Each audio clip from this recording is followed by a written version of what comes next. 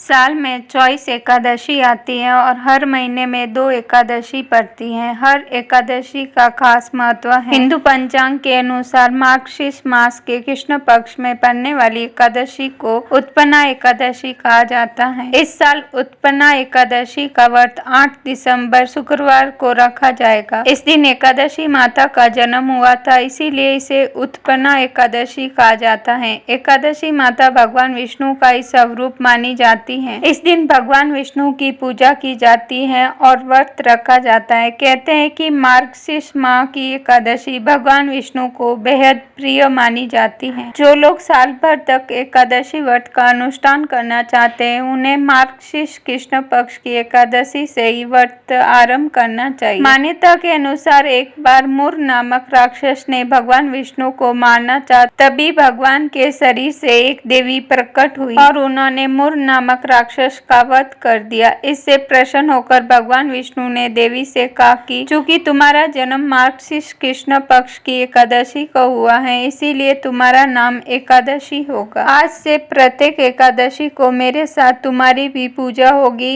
इस दिन एकादशी की उत्पत्ति होने से ही इसे उत्पन्ना एकादशी के नाम से जाना जाता है। आइए जानते हैं उत्पन्ना एकादशी शुभ मुहूर्त, पूजा विधि और इस दिन किए जाने वाले कार्यों के बारे में। एकादशी तिथि आरंभ होगी 8 दिसंबर को सुबह 5:06 से और तिथि समाप्त होगी 9 दिसंबर को सुबह 6:31 पर। उदय तिथि के अनुसार उत्पन्ना एकादशी 8 दिसंबर को ही मनाई जाएगी। उत्पन्ना एकादशी व्रत का पारण 9 दिसंबर को दोपहर 1:16 से लेकर 3:20 पर होगा। उत्पन्ना एकादशी पूजन विधि। इस दिन सुबह ब्रह्म मुहूर्त में जल्दी उठकर स्नान आदि से निर्वित होकर स्वच्छ वस्त्र धारण करे। इसके बाद घर के मंदिर की सफाई करने के बाद दीप जलाए। भगवान विष्णु का गंगाजल से अभिषेक करे और फिर उन्हें नारियल, सुपारी, फल,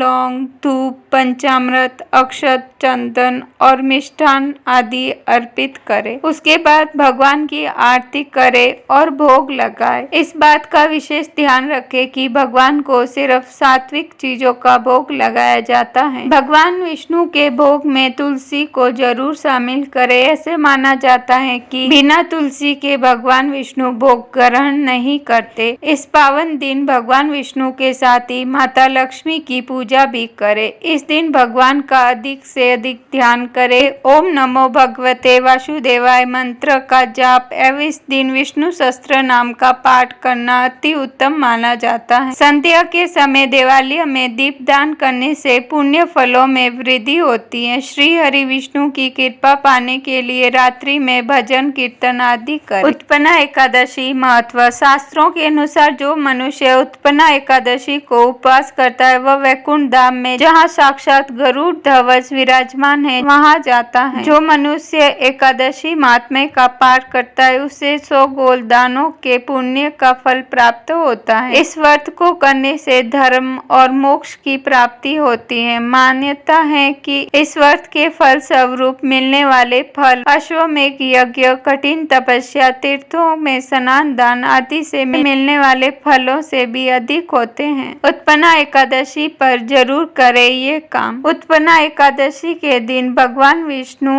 और माता लक्ष्मी की विधिवत पूजा करें। इस दिन भगवान विष्णु को गेंदे का फूल या माला अर्पित करें और साथ में बेसन के हलवे या किसी पीली मिठाई का भोग लगाए। एकादशी पर पीले फलों, अन्न और वस्त्र का दान करें। एकादशी के दिन दक्षिणावर्ती शंख की पूजा जरूर करें। इस शंख में जल भर कर घर में छिड़काव करें। एकादशी के दिन सुबह भगवान की पूजा के बाद पीपल के पेड़ की पूजा कर उस पर कच्चा दूध चढ़ाए। एकादशी पर शाम को घी का दीपक जलाए। ऐसा करने से आपके घर में सुख और समृद्धि आएगी। इस दिन भगवान विष्णु को केसर मिश्रित खीर चढ़ाए और उसमें तुलसी दल जरूर डालें। भोग लगी खीर का प्रसाद गरीब बच्चों को खिलाए।